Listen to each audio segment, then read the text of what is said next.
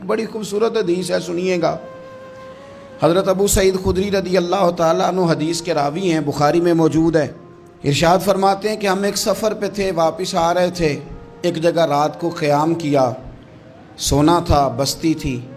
بستی کے لوگوں نے نہ کھانا پوچھا نہ پانی پوچھا, کوئی ضیافت نہیں کی. آدھی رات کا وقت آیا تو ایک بندہ دوڑا دوڑا آیا, کہنے لگا ہمارے سردار کو بچھو نے کاٹ لیا ہے, تم میں سے کوئی بندہ دم درود کر لیتا ہے؟ تو ایک صحابی کہنے لگے کر تو لیتے ہیں, پر تم نے چونکہ ہمیں کھانا پانی تک نہیں پوچھا, تم اگر دم کراؤ گے تو مفت نہیں کریں گے. بخاری پڑھ رہا ہوں, پیسے لگیں گے. کتنے پیسے؟ بکریوں کا ایک ریوڑ پورا. شارحین نے لکھا 40 بکریاں. کنے دماں دیاں؟ او بھائی اس سے کوئی بندہ جواز نہ لے کہ پیسے لینے جائز ہیں, اس سے جواز نہ حاصل کرے.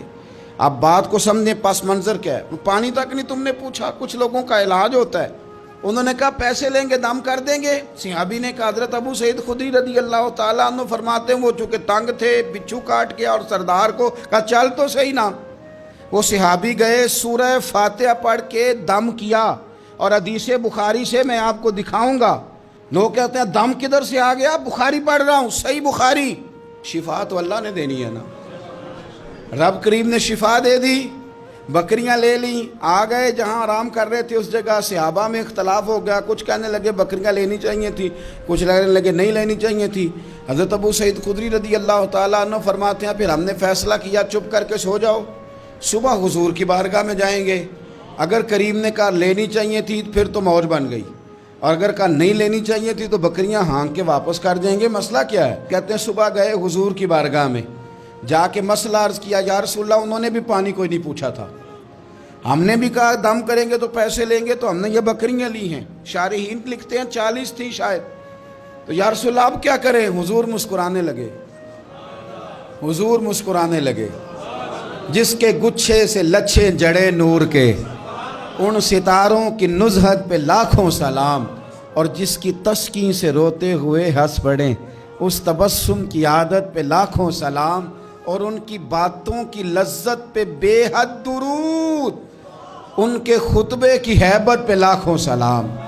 حضور مسکرانے لگے, اور مسکرا کے پوچھا اچھا پڑھا کیا تھا؟ یا رسول اللہ سورہ فاتحہ. فرمایا سکھائی کس نے تھی؟ کہا یا رسول اللہ آپ نے. فرمایا پھر آدھی بکریاں میری ہیں آدھی تمہاری ہیں, پر میرا حصہ نکالو نا بھائی. تو قرآن پاک میں شفا ہے. قرآن حکیم میں بڑے سے بڑا مجرم ہو, کافر ہو, فاسق ہو, ایک حدیث مشکات میں موجود ہے, اس کو آپ نے دل پہ لکھ لینا ہے چونکہ معاملہ دل کا ہے. نبی پاک صلی اللہ تعالیٰ علیہ وسلم نے فرمایا جس طرح بارش میں پڑے لوہے کو زنگ لگ جاتا ہے, اس طرح دل کو زنگ لگ جاتا ہے. تو کہتا ہے میں بور ہو رہا ہوں پتہ نہیں کیا ہے, اور زنگ لگ گیا دل کو. تو کہتا ہے جناب میں پتہ نہیں سارا کچھ ہے پر دل پریشان ہو, بھئی اس کو زنگ لگ گیا ہے. ہم کہتے ہیں یار پتہ نہیں کیا بات ہے, پریشانی ہو, بھئی دل کو زنگ لگ گیا ہے. کریم فرمانے لگے جس طرح بارش میں پڑے لوہے کو زنگ لگ جاتا ہے, اس طرح دلوں کو بھی زنگ لگ جاتا ہے. حضور دل کو زنگ لگ جائے تو کیا کریں؟ تو حضور فرمانے لگے ایک موت کو یاد کرو اور ایک قرآن پاک کی تلاوت کیا کرو. قرآن تمہیں زنگ سے شفا دے دے گا, اس کو پڑھو گے تو تمہیں لطف آئے گا. اور قرآن پاک کو نا جب بندہ پڑھتا ہے نا, تو حضرت مولا علی شیر خدا نے فرمایا تھا قرآن پاک کبھی پرانا نہیں ہوگا, جب بھی پڑھو گے نیا مزہ ہی آئے گا, نیا سرور ہی آئے گا, نئی کیفی. بڑے بڑے کٹر کافر قرآن پاک سنتے تھے نا. ایک دن عتبہ کہنے لگا ابو جہل سے اور دیگر لوگوں سے کہ بڑی ہو گئی لڑائی, بڑی ہو گئی بحث, اس طرح کرتا ہوں میں جا کے نا تو محمد ابن عبداللہ صلی اللہ میں جا کے بات کرتا ہوں حضور سے. عتبہ آ گیا, کہنے لگا میں مذاکرات کرتا ہوں. صاحب نے کہا چل تو سیاںا آدمی ہے, سمجھدار ہے, چلا جا. جا کے نا تو وہی باتیں جو وہ ہمیشہ کرتے تھے. نبی کریم علیہ السلام سے کہنے لگا ہم سارے آپس میں ہیں, برادری ہے, قبیلہ ہے, ایک شہر ہے, پھر بھی لڑائیاں شروع ہو گئی ہیں. جو آپ کا کلمہ پڑھتے ہیں وہ الگ ہو گئے, جو ہمارے معاذ اللہ طریقے پہ ہیں وہ الگ ہیں, تو کوئی بات چیت نہ کر لیں بیٹھ کے. تو حضور نے فرمایا کرو نا. کہنے لگا اگر آپ سرداری چاہتے ہیں تو ہم دیتے ہیں, اور اگر آپ مال و دولت چاہتے ہیں تو معاذ اللہ ہم دیتے ہیں. جو آپ کہتے ہیں ہم کرتے ہیں، کسی طرح کا بھی آپ کا مطالبہ ہے تو ہم پورا کرنے کو تیار ہیں، تو آپ بتا دیں ہم وہ کر دیتے ہیں۔ وہ بڑی اس نے لمبی چوڑی تقریر کی، جتنی آفریں گنا سکتا تھا گنوائیں، کریم خاموش رہے۔ جب اس کی بات پوری ہو گئی تو حضور فرمانے لگے میں بھی کچھ بولوں؟ کہنے لگا بولیں۔ میرے نبی پاک نے قرآن پاک پڑھنا شروع کر دیا، چند آیتیں پڑھی، کھڑا تھا بیٹھ گیا، پھر اٹھ پڑا، کبھی ادھر جاتا ہے کبھی ادھر آتا ہے۔ حضور نے تلاوت ختم کی، کہا کوئی بات کرنی ہے؟ کہنے لگا نہیں مجھے اجازت دے دے۔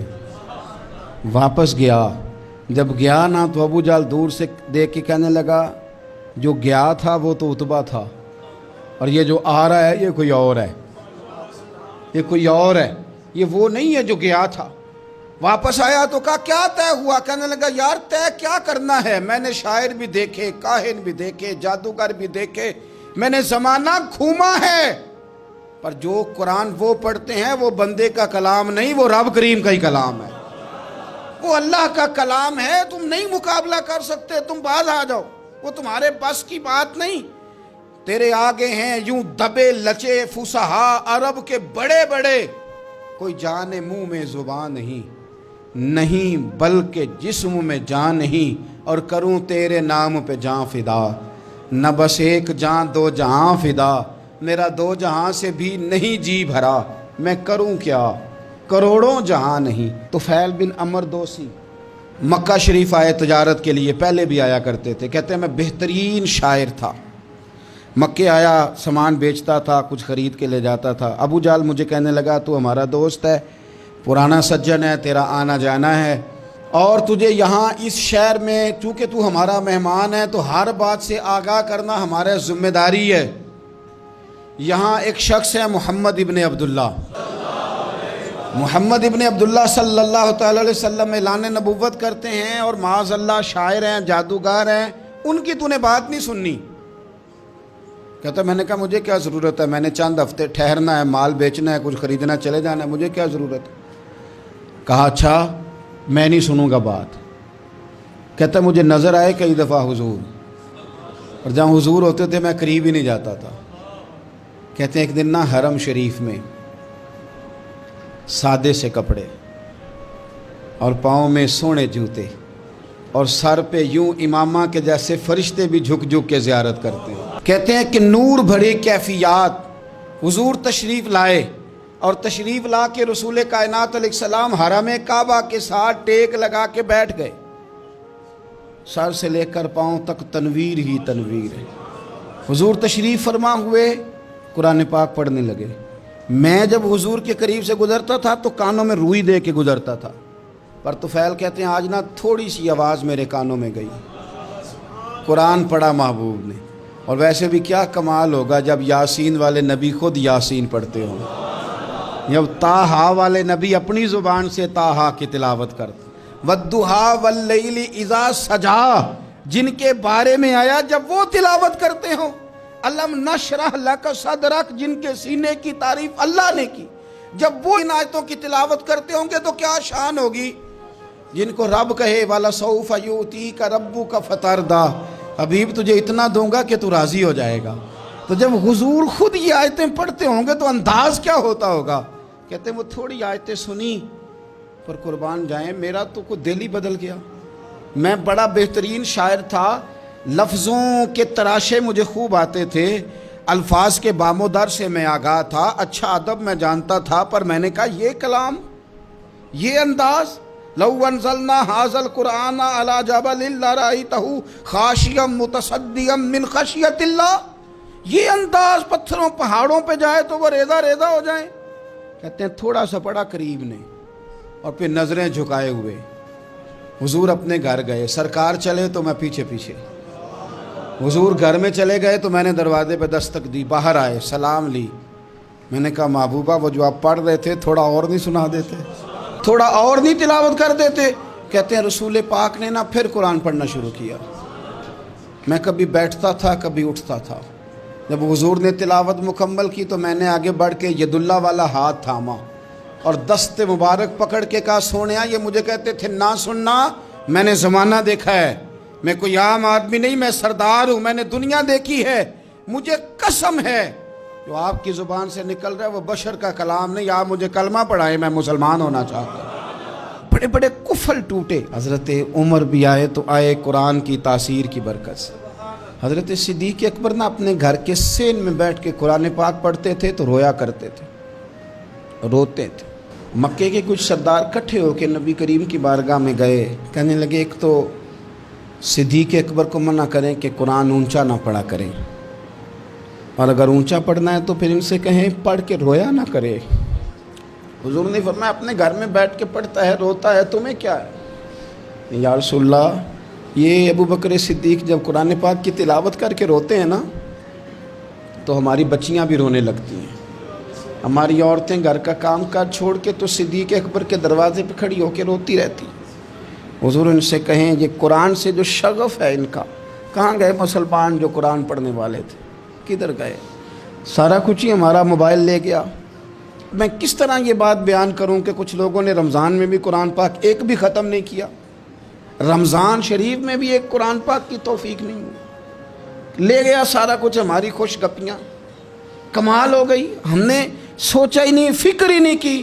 سنگیو واپس آؤ، قرآن پاک سے پیار کرو، قرآن پاک سے محبت کرو، قرآن کی تعلیم حاصل کرو۔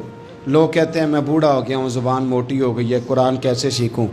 38.5 سال کی عمر میں کلمہ پڑھا حضرت صدیق اکبر نے۔ کچھ صحابہ ان سے بھی عمر میں زیادہ تھے، تو بڑی عمر میں دین سیکھا کہ چھوٹی عمر میں سیکھا؟ ہمیں کیا ہو گیا ہے؟ قرآن پاک کی طرف توجہ کرو۔ میرے نبی پاک علیہ السلام نے فرمایا اس قرآن کی برکت سے اللہ قوموں کو عروج عطا کرے گا، اس کی برکت سے ہی قوموں کو زوال ہوگا۔ حضرت عائشہ صدیقہ کہتی ہیں حضور رات کو نماز کی نیت باندھتے تھے تو ایک ہی آیت پڑھتے تھے، ساری رات ایک ہی آیت پڑھتے رہتے تھے، روتے رہتے تھے۔